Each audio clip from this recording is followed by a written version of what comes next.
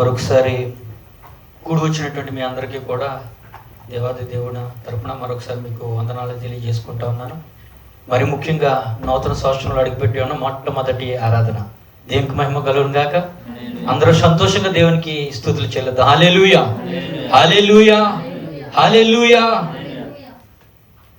దేవాది దేవుడి తరపున కూడి వచ్చినట్టు మీ అందరికీ, సంఘ సభ్యులందరికీ కూడా నూతన సంవత్సర శుభాకాంక్షలు. దేవునికి మహిమ కలుగును గాక. మనం వాక్య భాగంలోనికి వెళ్దాం.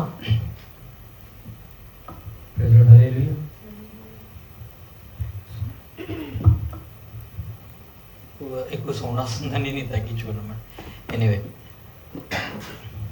మనం ఈ సమయంలో వాక్య భాగంలో కొన్ని విషయాలు పంచుకుందాం. జాను మనకి ఇప్పుడు ముందుగా చెప్పిన రీతిగా ఈరోజు మన వాక్యం ముగించిన తర్వాత మనం బలారాధన కార్యక్రమంలో పాలు పంచుకున్న తర్వాత ప్రతి ఒక్కరికి కూడా నూతన సంవత్సర వాగ్దానములు మనం తీసుకొని ప్రార్థనా పూర్వకంగా ఇవన్నీ చేసుకుని దేవుడు మన ఈ జీవితంలో ఈ సంవత్సరంలో ఎట్టి రీతిగా మనల్ని ఆశీర్వదించబోతున్నాడు అనేటువంటి విషయం పట్ల ఒక ఆలోచన కలిగి తగు రీతిగా మనందరం ప్రార్థించేటువంటి వ్యక్తులుగా ఉండి ఉన్నాం. కాబట్టి అటు రీతిగా మనందరం చేద్దాం. దేవునికి మహిమ కలుగును గాక. హల్లెలూయా. ప్రతి ఒక్కరు కూడా మీ యొక్క బైబిల్ గ్రంథాలు తీసినట్లయితే కొన్ని విషయాలు మనం షేర్ చేసుకుందాం. ప్రైజ్ హల్లెలూయా. అయితే దేవుడు మనల్ని గడిచినటువంటి సంవత్సరం అంతా కూడా కాచి కాపాడి ఈ నూతన సంవత్సరంలో ఇటు రీతికి మనల్ని ఉంచున్నాడు అనేటువంటి విషయాన్ని మనం నమ్మి ఉన్నటువంటి వ్యక్తులు. ఒకసారి మనం కళ్ళు మూసుకున్నట్లయితే ప్రార్థనతో మరి యొక్క వాక్య పరిచయ విషయం మనం ప్రారంభించుకుందాం. I request aunty to pray for the word.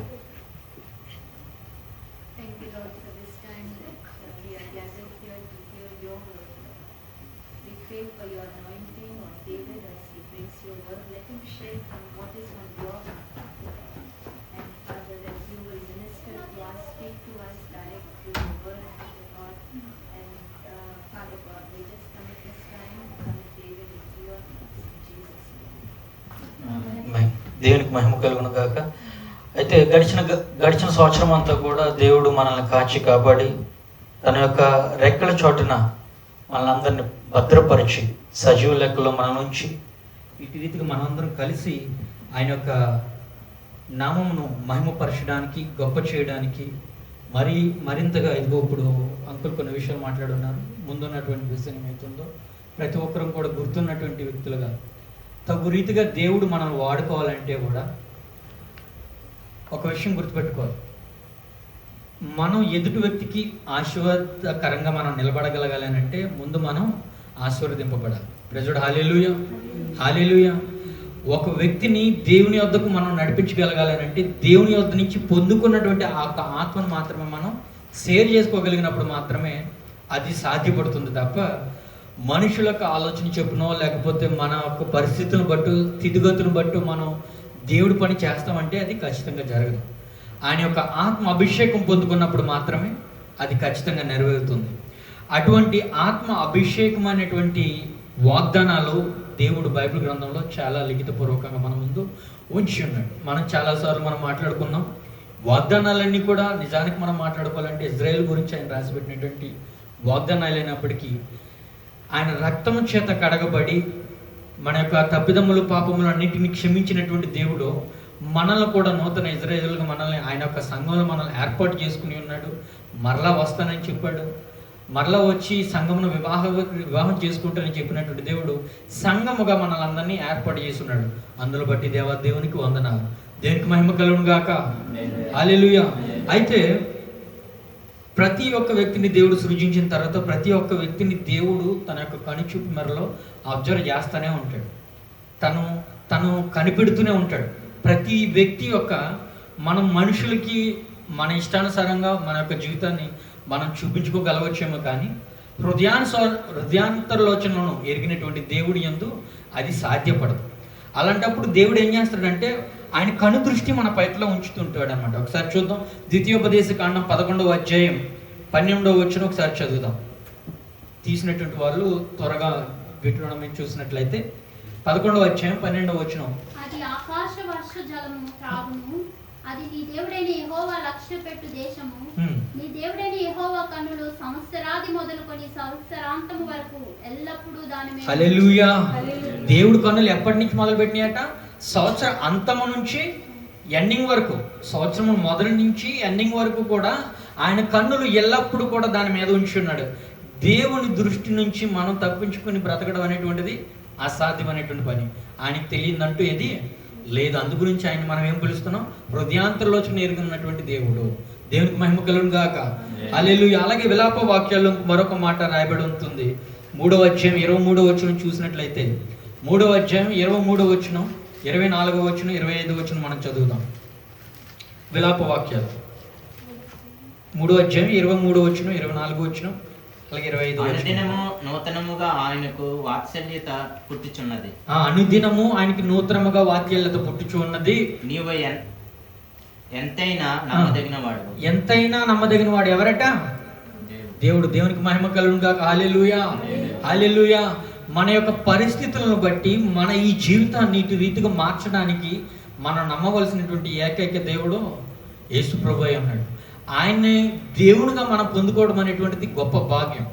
ఎంతోమంది ఎన్నో స్థితుల్లో అత్యధిక పరిస్థితులు ఉన్నప్పటికీ కూడా ఇది నిజమైనటువంటి ఒక సత్యాన్ని గుర్తెరగకుండా అంధకారమైనటువంటి ప్రపంచంలో వారందరూ కూడా జీవిస్తున్నప్పటికీ నీకు నాకు ఆ కృప ధన్యత దేవుడు ఎందుకు ఇచ్చాడో తెలుసా? ఎందుకు ఇచ్చాడంటారు? ఆయన యొక్క కృప మనకి ఎందుకు ఇచ్చాడయ్యానంటే, ఆయన యొక్క ఆలోచన చెప్పున, ఆయన నడిపించినటువంటి రీతి చెప్పున మనం అందరం నడవాలి కనుక. ప్రెసిడెంట్ హల్లెలూయా. హల్లెలూయా. ప్రణాళిక లేకుండా ఏ వ్యక్తి కూడా తన యొక్క తల్లి గర్భాన పుట్టి ఉండలేడు. దేవునికి మహిమ కలుగును గాక. హల్లెలూయా. ప్రతి ఒక్క వ్యక్తి పట్ల ఆయనకు ఒక ప్రణాళిక ఉంది, ఆయనకు ఒక ఆలోచన ఉంది. అందు గురించి నిన్ను నన్ను రక్షించుకుని ఈ సంఘం అనేటువంటి పరిస్థితుల్లో దినదిన ఆత్మీయ అభివృద్ధి కొరకు ఒక వ్యక్తిని ఏర్పరచుకొని వాక్యరీతిగా మనతో మాట్లాడుతూ ఉన్నాడు.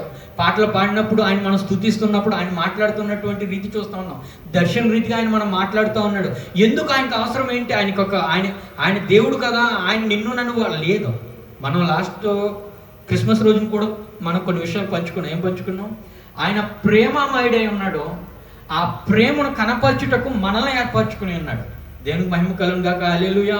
హల్లెలూయా. ఆయన సృజించినవి చాలా ఉన్నప్పటికీ ఒక మనిషికి ఆయన ఇచ్చినటువంటి ధన్యత వేరు. తన రూపులో సృజించుకున్నాడు. దేవునికి మహిమ కలుగును గాక. హల్లెలూయా. తన రూపులో తను సృజించుకుని తను ఏం చేస్తున్నాడంటే, ఆ ఒక మనిషిని తనకు నచ్చినటువంటి పాత్రగా, తనకు ఇష్టమైనటువంటి రీతిగా తనను చెక్కుతూ చెక్కుతూ చెక్కుతూ ఏం చేస్తున్నాడు తెలుసా? కొన్ని ఆశీర్వాదాలు ప్రతి ఒక్క వ్యక్తికి ఇస్తా ఉన్నాడు. దేవునికి మహిమ కలుగును గాక. హల్లెలూయా. అలాంటి ఆశీర్వాదాలు ఒకసారి చదువుదాం. 24, 25 వచనం ముగించుకున్న తర్వాత మనకి దేవుడు ఇవ్వబోచున్నటువంటి ఈ నూతన సంవత్సరంలో మనకి అందించబోచున్నటువంటి ఆశీర్వాదాలు ఏంటనేటువంటిది మనం చూద్దాం. యెహోవా నా భాగమని నేను అనుకొనిచున్నాను. ఆయన నా భాగమని నేను అనుకొనిచున్నాను. ఆయన స్వరూపంలో మనం ఎదిగి ఉన్నాం, ఆయన స్వరూపంలో మనం ఉండి ఉన్నాం. రైట్. ఆయన యందు నేను నమ్మిక ఉంచుకొనిచున్నాను. ఆయన యందు మాత్రమే నేను నమ్మిక ఉంచుకొని ఉన్నాను. తను ఆశ్రయించు వారి ఎడల యెహోవా దయాళుడు. దయాళుడు. తను వెతుకు వారి ఎడల ఆయన దయ చూపించును. దేవునికి మహిమ కలుగును గాక. హల్లెలూయా.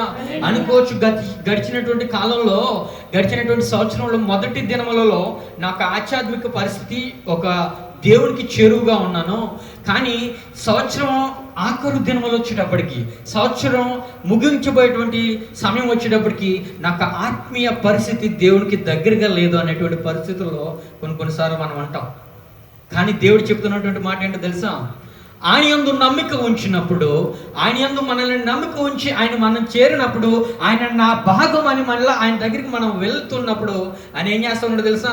ఆయనకు కృప చేత దయచేత మనల్ని క్షమించుకుని నా కుమారుడా నా కుమార్తె అని మళ్ళీ తన యందు తను హక్ చేసుకుని తన ప్రేమను కనపరిచేటువంటి దేవుని మనం సేవిస్తూ ఉన్నాం. ప్రెసిడెంట్ హల్లెలూయా. హల్లెలూయా. ఎందు నిమిత్తం మరలా మనల్ని రప్పిస్తా ఉన్నాడు? ఎందు నిమిత్తం? మనం అనుకున్నటువంటిది ఆయనకి ఇష్టమైనటువంటి పాత్రను, ఆయనకి ఇష్టమైనటువంటి రీతిగా మనల్ని తయారు చేసి మన ఈ భూమి యందు మనం ముందుకు వెళ్ళడం కోసమే. ఆయన యొక్క పని నిమిషంలో నిమిత్తమై ఉండుట కొరకే దేవుడు మనల్ని ఏర్పరచుకుని ఉన్నాడు. దాని గురించి మనకు ఆశీర్వాదాలు ఇచ్చి మనం ఎదుటి వ్యక్తికి ఆశీర్వాదకరంగా ఉండాలని ఆయన ఆశపడతా ఉన్నాడు. ఆశీర్వాదాలు పొందుకొని నేనే బాగుపడతాను, నా స్వలాభం కొరకే నేను దాచుకుంటాను, లేదంటే నేను కూర్చుకుంటాను, అది కాదు. గమనించాలి, మనకి దేవుడు, మీరు సాక్ష్యాలు చెప్తున్నప్పుడు కానివ్వండి, లేకుంటే ఎదుటి వ్యక్తి దగ్గరికి వెళ్ళి దేవుడు నీ పట్ల చేసినటువంటి కార్యాల గురించి చెప్పుకున్నప్పుడు, దేవుడు నాకు చేశాడనేటువంటి గర్వంతో కాదు, దేవుడు నాకు ఈ పని చేశాడు కాబట్టి దీని వెనక ఇంకా పెద్ద భారం ఉంది నాకు, అది గుర్తుపెట్టుకోవాలి. దేవునికి మహిమ కలుగును గాక. హల్లెలూయా, హల్లెలూయా. ఈ కార్యం దేవుడు నా వల్ల అయితే కాదు, నాకు జ్ఞానం వల్ల కాదు, నాకు శక్తి వల్ల ఈ కార్యం అయితే కాదు, కానీ దేవుడు నా జీవితంలో చేసి ఉన్నాడు నేను ఎదుటి వ్యక్తికి ఆశీర్వాదకరంగా ఉండడానికి కొరకు. Praise lord. Hallelujah, hallelujah. ఎందుకు ఆ ఆశీర్వాదం నీ దగ్గరికి తీసుకొచ్చాడు? ఎందుకు ఈ వేరే ఒక వ్యక్తికి ఇచ్చి ఉండొచ్చు కదా. Is that right are not? చాలా మంది మనం ఇక్కడ ఈ పరిస్థితులు ఉండి ఉన్నాం. మనలాంటి పరిస్థితి లేనటువంటి సిచ్యువేషన్లో దేవారాత్రములు దేవుని యందు ఉపవాస ప్రార్థన చేసి నిలబెడుతున్నటువంటి వ్యక్తులు ఉన్నారా లేరా మనలో? మనం చూస్తా ఉన్నాం చాలా మంది. అటువంటి వారికి లేనటువంటి ఆ ధన్యత నీ దగ్గరికి తీసుకొచ్చాడు ఉచితముగా. Praise lord. Hallelujah, hallelujah. Reason ఏంటంటే ఆ ఆశీర్వాదం పొందుకున్నటువంటి నీ పట్ల మరింత భారం ఆయన ఏర్పరిచి ఆశీర్వాదకరంగా నువ్వు ఉండాలని నూతన సంవత్సరంలో ఆయన కోరుకున్నటువంటి విషయం అన్నమాట. Praise lord. Hallelujah, hallelujah. ఏం చేస్తా ఉన్నాడు ఆయన? ఏం చేస్తా ఉన్నాడు? ఆశీర్వాదములు నీ యందు ఉంచడానికి, నిన్ను ఆశీర్వాదకరంగా తయారు చేయడానికి ఏం చేస్తా ఉన్నాడు తెలుసా?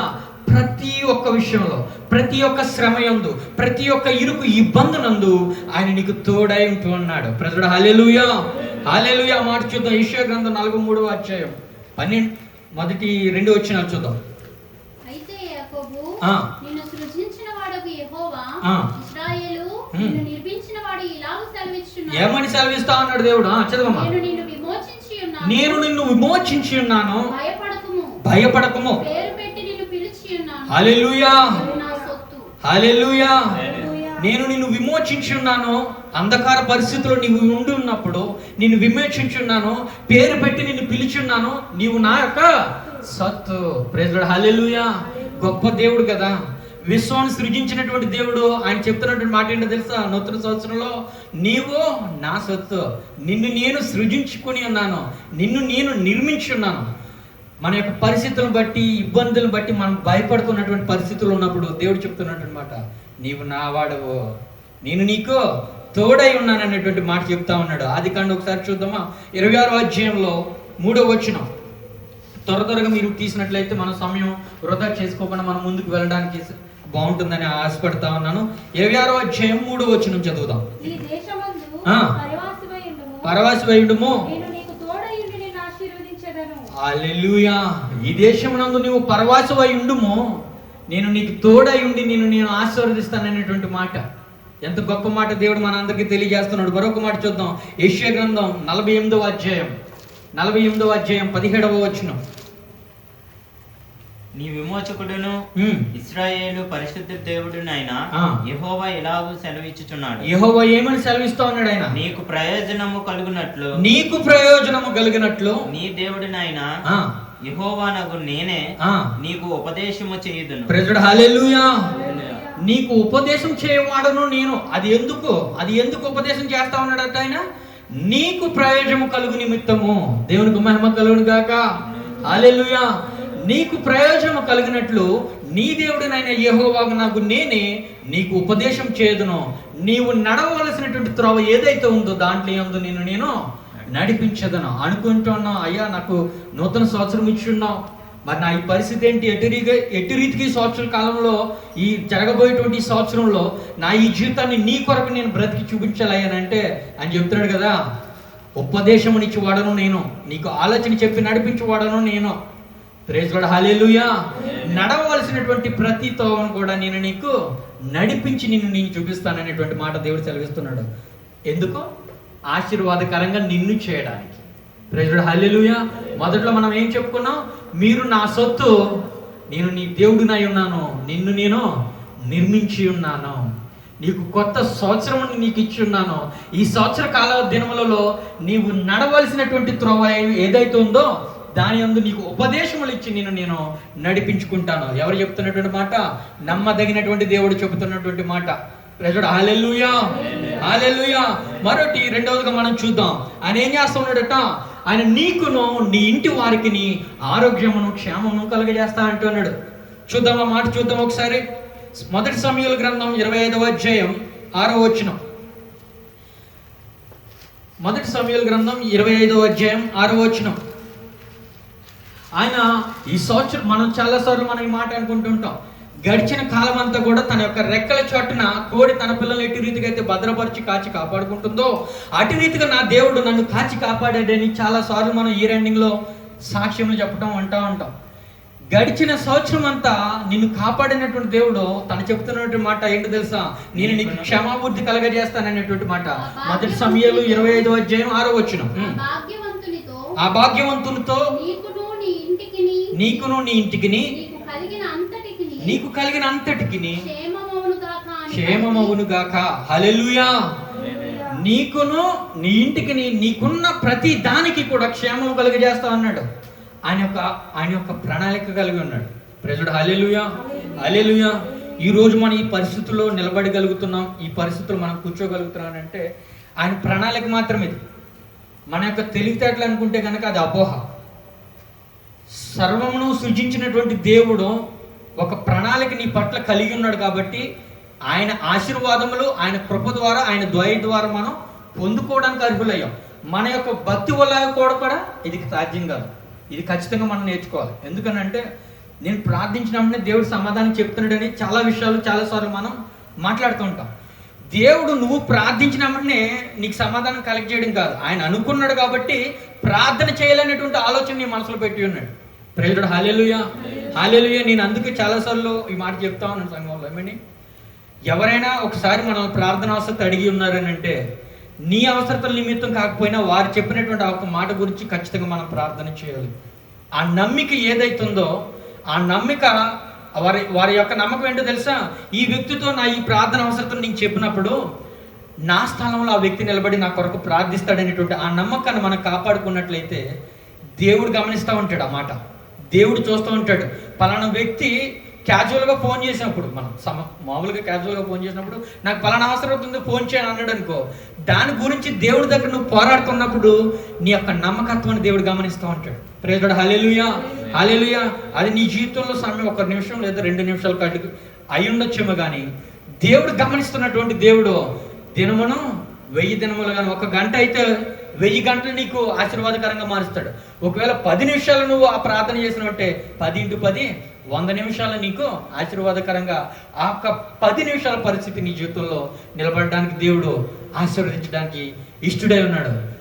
నమ్మకత్వం దేవుని యందు మనం ఉంచుకోవాల్సినటువంటిది. ఆ ఒక ప్రార్థన చేసేటువంటి ఆ సమయం మనకిచ్చినటువంటి ఒక దేవుడి పని విషయమై మనం కట్టుబడి నిలబడగలిగినప్పుడు గమనించేటువంటి వాడు ఎవరు? హల్లెలూయా. అందుకొరకు నన్ను నియమించుకున్నాడు, అందుకొరకు నిన్ను నన్ను నిలబెట్టుకుని ఉన్నాడు. ఇంకొక మాట చూద్దాం, ఇంకొక మాట అదే విషయంలో మనం చూద్దాం. యోబు గ్రంథం 42వ అధ్యాయం 10వ వచనం. కొంచెం త్వరగా తీయాలి, సమయం నాకు కొంచెం తక్కువగా ఉంది కనుక. యోబు గ్రంథం 42వ అధ్యాయం 10వ వచనం. అదే మాట ఇందాక మనం చదువుకున్నాం. మరి యోబు తన స్నేహితుల నిమిత్తం ప్రార్థన చేయనప్పుడు యెహోవా అతని క్షేమ స్థితిని మరలా అతనికి దయచేశాను. Praise lord. హల్లెలూయా. ఈయన ప్రార్థన ఎవరి గురించి చేశాడట? స్నేహితుల నిమిత్తమై ప్రార్థన చేస్తా ఉన్నప్పుడు ఇతనికి కావాల్సినటువంటి క్షేమాభివృద్ధిని దేవుడు మరలా కలగజేసి ఉన్నాడు. ఏం చేశాడు? ప్రార్థన చేయనప్పుడు యెహోవా అతని క్షేమ స్థితిని మరలా అతనికి దయచేసాను. మరియు యోబునకు పూర్వము కలిగిన దానికంటే 2 అధికముగా ఆయనకి దయచేసాను. హల్లెలూయా, హల్లెలూయా. అందు గురించే ప్రార్థన అనేటువంటిది ప్రతి ఒక్క క్రైస్తవుడి జీవితంలో ప్రథమమైనటువంటి మెట్టుగా మనం తీసుకోవాలి. దేవునితో మాట్లాడుట, దేవుడికి మనకి ఉన్నటువంటి ఆ నిచ్చెన ప్రార్థన అనేటువంటి ఈ యొక్క అంశం ద్వారా నేరుగా ఆయనతో మనం మాట్లాడేటువంటి పద్ధతి ఈ నూతన సంవత్సరంలో మనం ఆరంభించడానికి ఇష్టపడుతుంటే దాన్ని కొనసాగించేటువంటి వారంగా మనం దేవుని యొక్క ప్రియమైనటువంటి బిడ్డలుగా బ్రతకాలి. మధ్యలో నాకు ఉన్నటువంటి ఆలసటలను బట్టో లేకుంటే నాకు ఉన్నటువంటి పని ఒత్తిడిని బట్టో నేను ప్రార్థనలో నేను ఉండలేకపోతున్నాను అని అంటే స్థావరం దేవుడికి కాదు, దేవునికి అయిష్టమైన వాటికి మన హృదయం స్థావరం ఇచ్చినట్టుగా మనం గమనించవలసినట్టుగా దేవుని పేరట మనం చేసుకుంటా ఉన్నాను. మరొక మాట చూద్దాం. ఇర్మియా గ్రంథం 30వ అధ్యాయం 17వ వచనం. ఇర్మియా గ్రంథం 30వ అధ్యాయం 17వ వచనంలో ఒక మాట రాయబడి ఉంటుంది. ఆరోగ్యం గురించి అక్కడ దేవుడు ఒక మాట చెప్తా ఉన్నాడు. ఎవరినూ లక్ష్య పెట్టని సియోనని వెలివేయబడినదని నీకు పేరు పెట్టుచున్నారు. నీకు పేరు పెట్టుచున్నారు. అందరూ ఎవరు వెలివేయబడినటువంటి దానిగా నిన్ను పేరు పెట్టుచున్నారు. నీవు అనారోగ్యురాలు అనేటువంటి విషయం గుండా జనులందరూ నిన్ను దూషిస్తూ ఉన్నప్పటికీ దేవుడు చెప్పేటువంటి మాట ఏంటో తెలుసా? చదవమ్మా. అయితే నేను నీకు ఆరోగ్యము కలుగజేసేదను. హల్లెలూయా. నీ గాయములు నేను మాన్పెదను. ఇదే యెహోవా వాక్కు. అలాంటి పరిస్థితులు జనులు నీ గురించి మాట్లాడుకుంటున్నప్పుడు, రోగి లేదా రోగిష్ఠగా నీ గురించి మాట్లాడుకుంటున్నప్పుడు ఆయన చెప్తున్నటువంటి మాట ఏంటో తెలుసా? నేను బాగు చేస్తాను, నీ రోగము నుండి నిన్ను స్వస్థత చేకూరుస్తాను, నిన్ను గాయములు ఉన్నటువంటి వాటన్నిటిని కూడా మాన్పుతాను. ఇది దేవుడైన యెహోవా వాక్కు. ప్రజలు హల్లెలూయా. నూతన సంవత్సరంలో మన ఈ జీవితాల్లో దేవుడు మనకి ఇస్తున్నటువంటి యొక్క ఆశీర్వాదాలు ఎందుకని అనుకున్నాం? ఆయన మనల్ని ఆశీర్వదించేది ఎదుటి వ్యక్తికి మనం ఆశీర్వాదకరంగా నిలబడడం కోసం. అటు రీతిగా మన ఈ జీవితాలని మార్చాలని దేవుడు ఇష్టపడతా ఉన్నాడు ఈ నూతన సంవత్సరంలో. దేవునికి మహిమ కలుగును గాక. మొదటిగా మనం ఏం చెప్పుకున్నాం? ఆయన మనకి తోడై ఉంటాడు అనేటువంటి మాట చెప్పుకున్నాం. రెండవది, నీకును నీ ఇంటి వారికి క్షేమాభివృద్ధిని కలగజేస్తాను. వాటికే కాదు, నీకున్న ప్రతి దాంట్లో కూడా నీకు క్షేమాభివృద్ధిని, ఆరోగ్యమును దేవుడు మనకి ఇవ్వబోతున్నాడు అనేటువంటి మాట. మూడవదిగా ఇంకొక మాట చూద్దాం మనం. యెహెజ్కేలు గ్రంథం 36వ అధ్యాయం 11వ వచనం.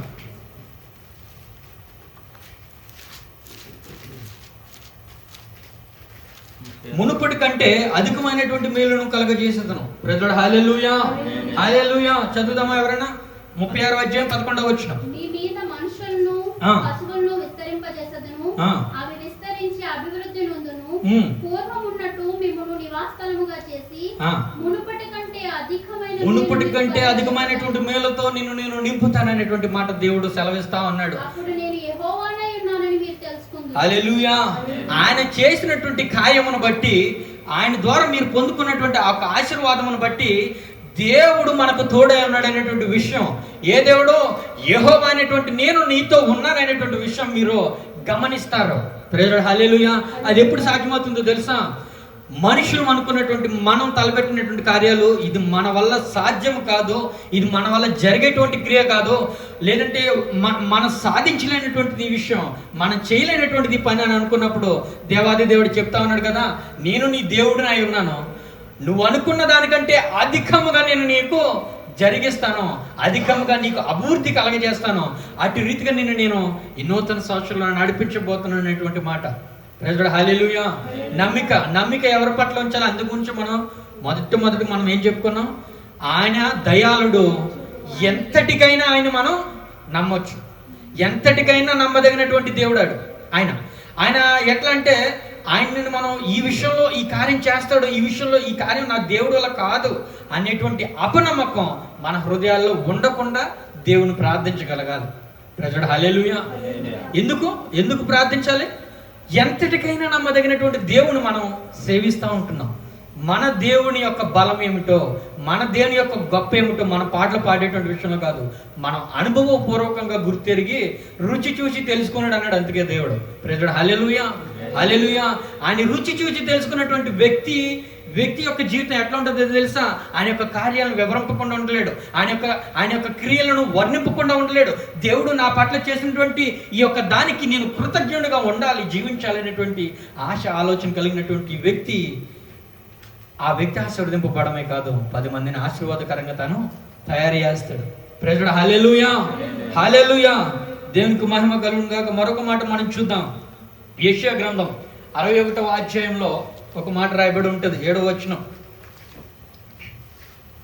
యెషయా గ్రంథం 61వ అధ్యాయం 7వ వచనం.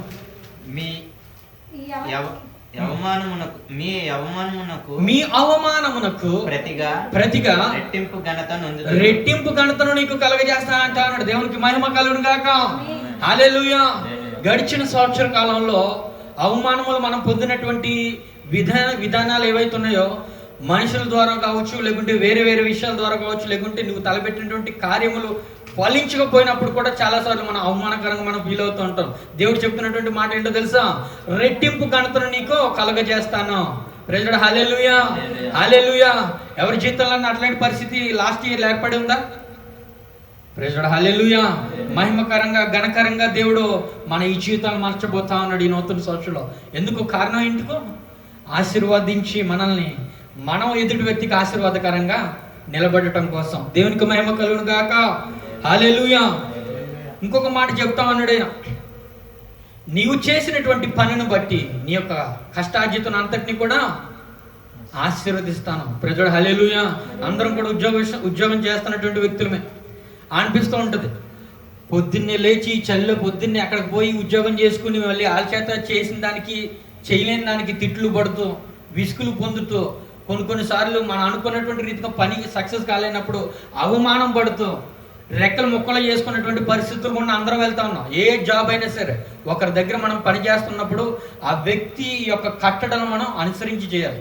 అవి కొన్నిసార్లు మనకి ఏమవుతాయంటే హృదయానికి నొచ్చుకుంటాయి. ఎందుకంటే నా వే ఆఫ్ థాట్ ఇది కాదు, నా వే ఆఫ్ థాట్ ఇట్లా చేస్తానంటే ఒప్పుకోరు.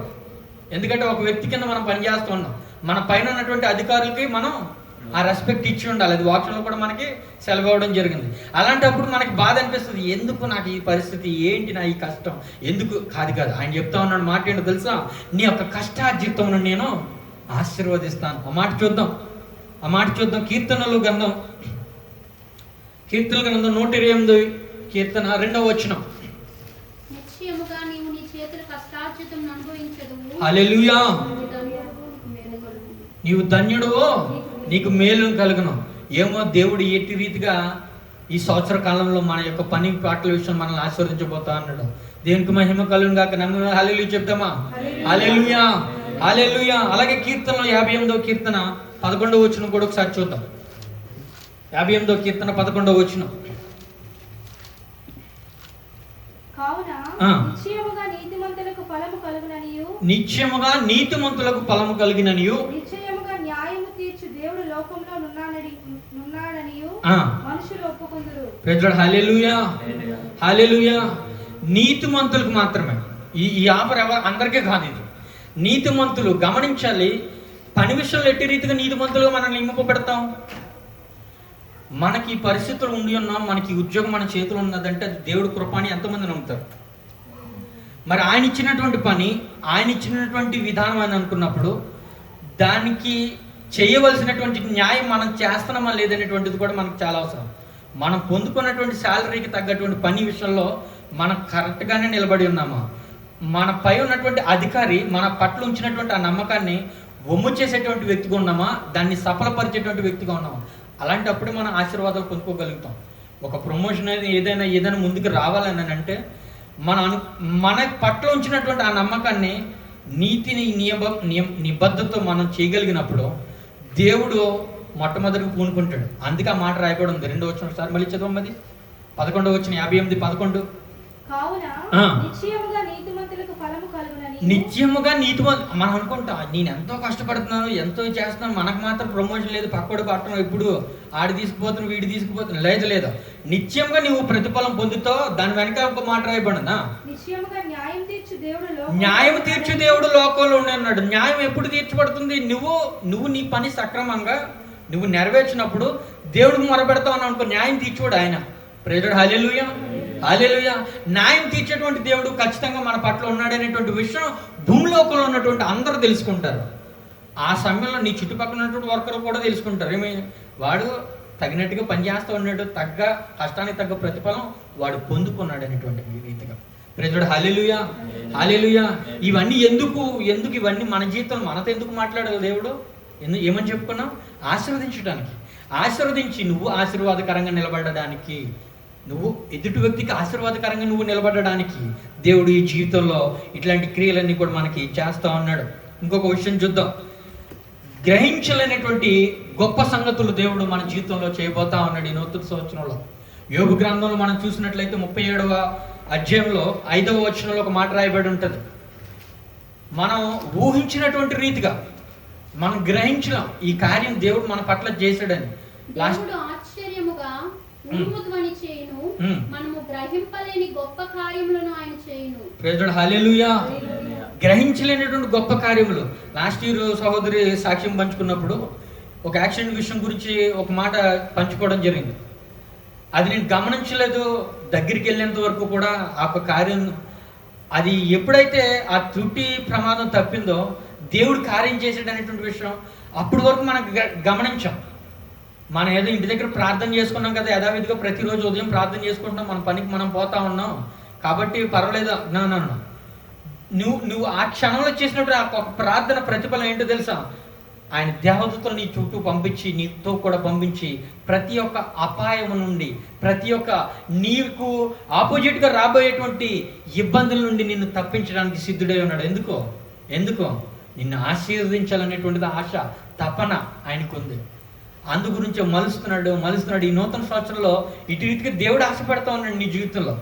ఈ కార్యాలన్నీ కూడా నీ జీవితంలో నేను చేస్తాను, చేసి ఉన్నాను, చేయబోతున్నాను అనేటువంటి మాట దేవుడు సెలవిచ్చున్నాడు. ఏమని చెప్పున్నాడు? నమ్మిక మాత్రం మీరు ఉంచాలి. ఎటువంటి నమ్మిక? ఎంతైనా ఆయన చేయగలుగుతాడనేటువంటి నమ్మిక, ఏదైనా నా జీవితంలో ఆయన చేయగలుగుతాడనేటువంటి నమ్మిక, విశ్వాసం కలిగి మనం ప్రార్థించినప్పుడు మాత్రమే వాగ్దానాలు మన జీవితంలో నెరవేరుతాయి. దేవుడు నాకు వాగ్దానం ఇచ్చాడు, నేను వాగ్దానం తీసుకున్నాను, ఐఎమ్ సేఫ్, నేను సేఫ్ జోన్లో ఉన్నాను కాదు కదా. దానిని గురించి నువ్వు దేవుడితో మరలా నువ్వు మాట్లాడినప్పుడు మాత్రమే అది నీ జీవితంలో నెరవేరుతూ ఉంది. చాలామంది ఆ ఒక్క విషయంలో ఏం చేస్తారంటే, దేవుడు నాకు మొట్టమొదటి రోజున నాకు వాగ్దానం ఇచ్చాడు, అది అయిపోతుంది కాదు కదా. దానిని నీ జీవితంలో అవలంబించుకునేటువంటి ఒక విధానం ఉంటుంది, ఆ ప్రాసెస్ ఒకటి ఉంటుంది. ఎందు నిమిత్తం ఈ వాగ్దానం ఇచ్చాడు దేవుడు? ఫస్ట్ ఆఫ్ ఆల్ అనలైజ్ చేసుకోగలగాలి. ఎందుకు ఇది నా జీవితంలో ఇవ్వాలనుకుంటున్నాడు, ఎటు రీతిగా చేయాలనుకుంటున్నాడు, ఇది పొందుకున్న తర్వాత నేనేం చేయాలని దేవుడు నా దగ్గర నుంచి ఎక్స్పెక్ట్ చేస్తున్నాడు. ఆ వేలో థింక్ చేసినప్పుడు, ఆ రైట్, నా కుమారుడు నా కుమార్తె నేను అనుకున్నటువంటి రీతిలోనే ఉన్నారు, వీరికి ఈ యొక్క వాగ్దానం పొందుకునేటువంటి సమయం ఆసన్నమైంది, వారి జీవితంలో నేను ఈ కార్యం చేస్తాను. నెక్స్ట్ వాడు ఆలోచన ఏంటి? దేవుడు ఇది చేశాడు కాబట్టి కృతజ్ఞత కలిగి నేను ఎట్లా బ్రతకాలి. ప్రజలు హల్లెలూయా, హల్లెలూయా. ఆ యొక్క ఆలోచన నీలో వచ్చినప్పుడు మొట్టమొదటిగా నువ్వు నీ యొక్క వాగ్దానం నీ జీవితంలో నెరవేరడానికి అర్హత సంపాదించుకోగలుగుతావు. దాని గురించి మనం ఏం చేయాలి? తగినటువంటి సమయంలో తగినటువంటి ఆలోచన నీలో కలిగించడం కొరకు దేవునితో ఆత్మపూర్వకంగా మనం మాట్లాడుతూనే ఉండాలి. దేవునికి మహిమ కలుగును గాక. హల్లెలూయా. మరొక మాట చూద్దాం. ఎఫెసీయులకు రాసినటువంటి పత్రిక 3వ అధ్యాయం 20వ వచనం. 3వ అధ్యాయం 20వ వచనం. మనలో కార్యసాధకమైన తన శక్తి చొప్పున మనము అడుగు వాటన్నిటికంటేను ఊహించు వాటన్నిటికంటేను అత్యధికముగా చేయగల శక్తి గల దేవునికి క్రీస్తు యేసు మూలముగా సంఘములో తరతరములు సదాకాలము మహిమ కలుగును గాక. హల్లెలూయా. మన ఆలోచన విధానాల కంటే గొప్పగా మనలో కార్యసాధకమైన తన శక్తి చొప్పున మనం అడుగు వాటన్నిటికంటేను ఊహించేటి వాటన్నిటికంటేను అత్యధికమైనటువంటి ఆశీర్వాదాలు ఆయన ఇవ్వడానికి సిద్ధం కలిగి ఉన్నాడు. సంఘ అభివృద్ధి కొరకు అనేటువంటి మాట అక్కడ మనం చూస్తూ ఉన్నాం. నీవు అభివృద్ధి పొంది ఇటువంటి యొక్క దేవుని యొక్క ఆత్మ అభిషేకం కలిగినటువంటి వ్యక్తిగా నీవు ఒక సంఘమునకు వెళతా ఉన్నప్పుడు దేవుడు నిన్ను బట్టి ఆ యొక్క సంఘమును ఆశీర్వదించబోతా అన్నాడు. నిన్ను బట్టి నీ యొక్క స్నేహితులను, నీ యొక్క బంధుమిత్రులను ఆశీర్వాదకరంగా చేయబోతున్నాడు. ఎందుకంటే నీవు పొందుకున్నటువంటి ఆ యొక్క ఆశీర్వాదం ఎదుటి వ్యక్తికి కూడా రావడానికి నిన్ను ప్రధాన పాత్రగా నిన్ను అక్కడ దేవుడు వాడుకోబోతా అన్నాడు. దేవునికి మహిమ కలుగును గాక. హల్లెలూయా, హల్లెలూయా. అందుగురించే అటువంటి అభిషేకం నువ్వు పొందుకోవాలంటే మనం చేయవలసింది ఏంటి తెలుసా? ఈ సంవత్సర కాలం మొదటి వారంలో మనం ఉండి ఉన్నాం. దేవుని యొక్క ఆత్మ అభిషేకమును కోల్పోకుండా బ్రతకగలగాలి. ప్రజలు హల్లెలూయా, హల్లెలూయా. ఆయన ఇచ్చినటువంటి ఒక ఆత్మ అభిషేకం దినదిన అభివృద్ధి పొందేటువంటి రీతిగా మనం బ్రతుకుతున్నప్పుడు మన జీవితంలో ఆయన యొక్క కార్యాలు మనం ఊహించినటువంటి రీతిగా దేవుడు చేయడానికి ఇష్టడై ఉన్నాడు. హల్లెలూయా, హల్లెలూయా. అటువంటి వ్యక్తులు ఒక సమూహమై ఒక సంఘంలో ఏర్పడితే ఆ సంఘంకి ఇచ్చేటువంటి ఆశీర్వాదం ఏంటో తెలుసా? సంఘ సరిహద్దులో విశాలపరచబడతాయి. ప్రజలు హల్లెలూయా, హల్లెలూయా. అటువంటి అభిషేకం కలిగినటువంటి వ్యక్తులు కొంతమంది ఒక సంఘంలో ఉండి నిలబడి ఒక సంఘము గుండా దేవుని యొక్క అభిషేకం పొందుకొని ఆయన యొక్క కార్యముల కొరకు, ఆయన యొక్క విధానాల కొరకు పాటుపడడానికి ఇష్టపడినప్పుడు ఆ యొక్క సంఘం ఆశీర్వదింపబడుతుంది. ఆ సంఘమునకు సరిహద్దులు విశాలపరచబడతాయి. మీకా గ్రంథం నుంచి ఆ మాట రాయబడి ఉంటుంది. చూద్దాం. 7వ అధ్యాయం 11వ వచనం. మీకా నుండి 7వ అధ్యాయం 11వ వచనం. ఆ మాట అక్కడ రాయబడి ఉంటుంది, మీరు చదివినట్లయితే. నీ గోడలు మరలా కట్టించు దినము వచ్చుచున్నది, అప్పుడు నీ సరిహద్దు విశాలపరచబడును. నీ సరిహద్దులో విశాలపరచబడును. ఎప్పుడు ఒక దినం వస్తా ఉంది, ఒక సమయం రాబోతా ఉంది. ఆ సమయం వరకు వేచి చూడాల్సినటువంటి పరిస్థితి ఎందుకో తెలుసా? ఎందుకు అంత సమయాన్ని ఇస్తా ఉన్నాడు తెలుసా?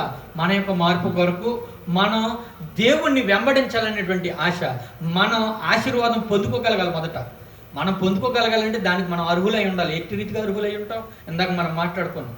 ఆ అర్హత మనం పొందుకున్న తర్వాత ఎప్పుడైతే నిన్ను ఆశీర్వదించాడో, ఎదుటి వ్యక్తికి నిన్ను ఆశీర్వాదకరంగా దేవుడు తయారు చేయబోతా ఉన్నాడు. ప్రజడు హల్లెలూయా, హల్లెలూయా. అప్పుడు మాత్రమే సంఘం అభివృద్ధి చెందడానికి దోహదపడతా ఉంది. ఇంకొక మాట, ఆఖరుగా మాట మనం చెప్పుకుందాం, ముగించుకుందాం. ఇచ్చినటువంటి మాటలు, వాగ్దానాలు మనం చూసి ఉన్నాం, ఆశీర్వాదాలు మనం చూసుకుని ఉన్నాం. దేవుడు చెప్తున్నటువంటి మాట ఏంటో తెలుసా? ఇచ్చినటువంటి ఏ ఆశీర్వాదమైనా సరే, ఇచ్చినటువంటి ఏ వాగ్దానం అయినా సరే, నువ్వు పొందుకునేంత వరకు నిన్ను విడిచిపెట్టనంట అన్నాడు. ప్రజలు హల్లెలూయా, హల్లెలూయా. పొందుకునేంత వరకు విడిచిపెట్టడు. తప్పుదోవలో మనం వెళ్తూ ఉంటే కనుక మాట్లాడతాడు, గర్జిస్తాడు, దర్శన రూపంలో వస్తాడు, మాట్లాడతాడు, మరలా గర్జిస్తాడు. అప్పటికి వినలేదంటే ఒక దెబ్బ కొట్టేనే సార్ మనం దారిలో జీచుకుంటాడు తప్ప విడిచిపెట్టేటువంటి పరిస్థితి అయితే లేదు. ప్రజలు హల్లెలూయా. ఒక్కసారి దేవుడు నా రక్షకుడు, ఈయన నా సొంత రక్షకుడు, ఈయన నా దేవుడు అని మనం వాగ్దానం తీసుకుని, మనం నిర్ణయం తీసుకుని, ఆయన యొక్క రక్తం చేత కడగబడినప్పుడు మనం ఆయన ఏమై ఉన్నాం? ఆయన సొత్తు అయ్యాము. ఆయన సొత్తు అయినటువంటి నీవు లోకంలో పడిపోవడము, లేకుంటే సైతాను వచ్చి నిన్ను తనకు నచ్చినటువంటి పాత్రగా వాడుకుంటున్నాడంటే ఆయన సహించడు. ప్రజలు హల్లెలూయా, హల్లెలూయా. తనకు కావాల్సినటువంటి రీతిగా మరలా నిన్ను దారి చేసుకుని, దగ్గరికి తీసుకుని, మరలా కౌగులించుకొని ఆశీర్వాదంలో నీకు ఇచ్చేంత వరకు ఆయన వదిలిపెట్టడు. ఆదికాండం ఒకసారి మనం ఆ మాట చూద్దాం. 28వ అధ్యాయం 15వ వచనం. త్వరలో మనం ముగించుకుందాం. ఇదిగో నేను నీకు తోడై ఉండి నీవు వెళ్ళు ప్రతి స్థలమునందు నిన్ను కాపాడుచు ఈ దేశమునకు నిన్ను మరలా రప్పించదును. నేను నీతో చెప్పినది నెరవేర్చు వరకు నిన్ను విడువను. ప్రజలు హల్లెలూయా, హల్లెలూయా. మరొక మాట చూద్దాం. సంఖ్యాకాండం 23వ అధ్యాయం 19వ వచనం. త్వరలో మనం ముగించుకుందాం. కొద్ది నిమిషాలు మనం ఓపికతో మాటలు విందాం. 23వ అధ్యాయం 19వ వచనం. ఆయన అబద్ధమాడుడు. హల్లెలూయా. దేవుడు అబద్ధమాడుటకు ఆయన మానవుడు కాదు, పశ్చాత్తాపపడుటకు ఆయన నరపుత్రుడు కాదు. ఆయన చెప్పి నెరవేర్చుకుంటున్నా, ఆయన మాట ఇచ్చి స్థాపింపకుండా ఉండినా. నువ్వు ఏమనుకుంటున్నావు? నీతో మాట్లాడుతున్నటువంటి వాడు ఆయన ఏదో మనం ప్రార్థించినప్పుడే కార్యాలు చేస్తున్నాడు కదా, లేకుంటే నేను చెప్పినప్పుడు ఆయన వింటున్నాడు కదా అని ఒక మనిషిని ట్రీట్ చేసినాడు కాదు. ఆయన మాట తప్పడానికి నరుడు కాదు, అబద్ధం ఆడడానికి నరుడు కాదు. చెప్పినటువంటి కార్యాన్ని ఖచ్చితంగా ఆయన నెరవేరుస్తున్నటువంటి మాట చెప్తా ఉన్నాడు. ఈ సంవత్సర దినముల్లో, ఈ నూతన సంవత్సరంలో మొదటి వారంగా దేవుడు నీతో చెప్పినటువంటి ఈ యొక్క మాటలు ఆశీర్వాదకరంగా నీ జీవితంలో నిలబడాలని అంటే ఆయన చేయగలడు. ఎంతైనా ఏదైనా ఆయన మాత్రమే చేయగలనేటువంటి ఆ నమ్మిక, విశ్వాసంతో మనం ఆయన దగ్గర ప్రార్థించినప్పుడు మనం ఖచ్చితంగా పొందుకుని ఉంటాం. హెబ్రీయులకు రాసినటువంటి పత్రిక 10వ అధ్యాయం 23వ వచనం ఒకసారి మనం చూద్దాం. హెబ్రీయులకు రాసినటువంటి పత్రిక 10వ అధ్యాయం 23వ వచనం.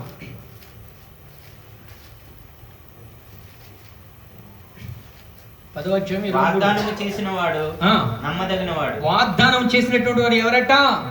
హల్లెలూయా, హల్లెలూయా. తర్వాత గనుక మన నిరీక్షణ విషయమై మనం ఒప్పుకొనినది నిశ్చలముగా పట్టుకుందాము. ప్రైజ్ హల్లెలూయా. ఆయన యందు మీరు ఎప్పుడు కూడా నిరీక్షణ కలిగి, ఆయన యందు నిశ్చింతగా మనం ఉండగలిగినప్పుడు వాగ్దానం ఇచ్చినటువంటి ఏం చేస్తా ఉన్నాడట? ఎంతకైనా నమ్మదగినటువంటి వాడు. ప్రైజ్ హల్లెలూయా. అది హెబ్రీయులకు రాసినటువంటి పత్రిక 6వ అధ్యాయం ఒక మాట ఆఖరుగా మనం చూద్దాం. 6వ అధ్యాయం 15వ వచనం. ఈ వచనం చదువుతున్నా. అతడు ఓర్పుతో సహించి ఆ వాగ్దాన ఫలము పొందెను. ప్రైజ్ హల్లెలూయా. ఎవరు పొందుతారట? ఆ మాటను నమ్మి అతడు ఓర్పుతో సహించి. మధ్యలో చాలా ఒడిదుడుకులు వస్తుంటాయి, చాలా విధి విధానాలు మారుతూ ఉంటాయి, కోపతాపాలు పెరుగుతూ ఉంటాయి, అసూయలు వస్తుంటాయి, గొడవలు వస్తాయి, చాలా వస్తుంటాయి. వీటన్నిటిని కూడా సహించి ఎవరైతే ఓర్పుతో నిలబడగలుగుతారో ఆ వ్యక్తి ఆ ఒక్క వాగ్దాన ఆ ఫలములను ఖచ్చితంగా స్వతంత్రించుకుంటాడు, పొందుతాడు. ప్రజడు హల్లెలూయా, హల్లెలూయా. ఇప్పుడు దీనిని బట్టి మన పరిస్థితి ఏ విధంగా ఉంది, ఏ విధంగా నిలబడగలగాలి ఆయన యొక్క వాగ్దానం కొరకు, ఎలా నెరవేర్చబడాలి మన జీవితంలో, అక్కడతో కాదు. ఇది అంతా కూడా ఓన్లీ వాగ్దానం నీ జీవితంలో నెరవేరడానికి. నెరవేరిన తర్వాత నువ్వు ఆశీర్వాదకరంగా నిలబడగలగాలంటే మరలా ఆయన అభిషేకించేటువంటి విధానం వేరే విధంగా ఉంటుంది, ఆయన మాట్లాడే విధానం వేరే విధంగా ఉంటుంది. అక్కడి నుంచి నీ జీవితంలో జరగబోయేటువంటి క్రియలు, ఆలోచనలు చాలా విషయాల్లో నీ మైండ్ థాట్ ఉండదు. లోకానికి సంబంధించినటువంటి విషయాల్లో నీకు ఆలోచనే రాదు. ఇదంతా వృధా, ఇదంతా అన్నెసెసరీ, వేస్ట్ అన్నట్టుగానే మనం ఫీల్ అవుతుంటాం. ఎందుకు తెలుసా? అభిషేకం కొలత మారుతూ ఉంది. అభిషేకింపబడినటువంటి దేవుడి యొక్క ఆలోచన విధానం ఏదైతుందో ఆ గమ్యం చేరుకోవడానికి మాత్రమే మనల్ని నడిపిస్తూ ఉన్నాడు. అందు గురించే సమయానికి తగినటువంటి ఆలోచన చెప్పి ఆయనే నడిపిస్తాడు. నాకు కరెక్ట్గా వచ్చిందబ్బా, ఆ సమయంలో మంచి ఆలోచన వచ్చింది కాదు, దేవుడు ఇస్తేనే జరిగింది. అది ఎప్పుడు కూడా మనం గుర్తెరిగి ఉండాలి. ఆ కృతజ్ఞత దేవుడు నా పట్ల ఈ కార్యాలు జరిగిస్తున్నాడు, ఆయన ఆయన ఆయన ఆయన తప్ప నేను కాదు. ప్రేరుడు హల్లెలూయా, హల్లెలూయా. మనుషులము చాలాసార్లు మనం ఈ మాట విని ఉంటాం. గాలిలో ఒక చిన్న బెలూన్ కంటే అల్పమైనటువంటి జీవితం మన ఈ జీవితం. నీటి మీద బుడగల కంటే అల్పమైనటువంటిది ఈ జీవితం. మనకంటే మంచిగా భక్తి చేసినటువంటి వాళ్ళు కానివ్వండి, లేకుంటే ఆర్థికంగా స్థిరత్వం కలిగినటువంటి వ్యక్తుల్ని కానివ్వండి, లాస్ట్ ఇయర్లు చూసిన వాళ్ళు మన ఈ సంవత్సరం మనం చూడలేము. చూసామా? కొంతమంది మనం మిస్ అయ్యామని లేదు, మన జీవితంలో కూడా మనం మిస్ అయ్యాం. ఇంకా ఎందుకు నీ జీవితంలో దేవుడు ఈ డేస్ని కానివ్వండి, ఈ సంవత్సరాలు కానివ్వండి పొడిగిస్తున్నాడో, నీకు ఇస్తున్నాడో, ఆరోగ్యాన్ని ఇస్తూ ఉన్నాడు. మనం మాట్లాడినా అయ్యే ఆరోగ్యాన్ని ఇస్తా ఉన్నాడు, తోడై ఉంటా ఉన్నాడు, నీ గురించి నీ శత్రువులు ఎదుట ఆయన పోరాడుతూ ఉన్నాడు, నిన్ను ఎప్పుడు మింగేద్దునా అని చూస్తున్నటువంటి సైతానికి ఎదురున్న ఆయన నిలబడి యుద్ధం చేస్తున్నాడు. మన పట్ల రాజ్యం ఆయన మాట్లాడుతున్నాడు, దేవదూతలను పంపించి మాట్లాడుతున్నాడు, మరలా కృప చూపుతున్నాడు, మరలా దయ చూపుతున్నాడు. మనం ఏం చేస్తున్నాం అంటే, మనం చేసేటువంటి కార్యాల ద్వారా ఆయన గాయపడినటువంటి గాయాలను మరలా రేపేటువంటి పరిస్థితుల్లో మనుషులమై మనం ఉన్నప్పటికీ కూడా, లేదు నా కుమారుడు నన్ను యాక్సెప్ట్ చేశాడు, నన్ను అంగీకరించాడు, నా కుమార్తె నా సొత్తు, వీళ్ళు నా బిడ్డలు. మనం మొదటి పక్షం అదే కదా చదువుకున్నాం, నా సొత్తు, నా బిడ్డలు, వీరు నశించిపోవటం నాకు ఇష్టం లేదు. మరలా ఆ దయ చూపించి, ఆ కృప చూపించి తను చేయడానికి గల కారణం ఒకటే, నిన్ను ఆశీర్వదించాలి, నువ్వు ఎదుటి వ్యక్తికి ఆశీర్వాదకరంగా నిలబడాలి. ప్రైజ్ ది లార్డ్, హల్లెలూయా. ప్రార్థన చేసుకున్న ప్రతి ఒక్కరు కూడా కళ్ళు మూసుకుని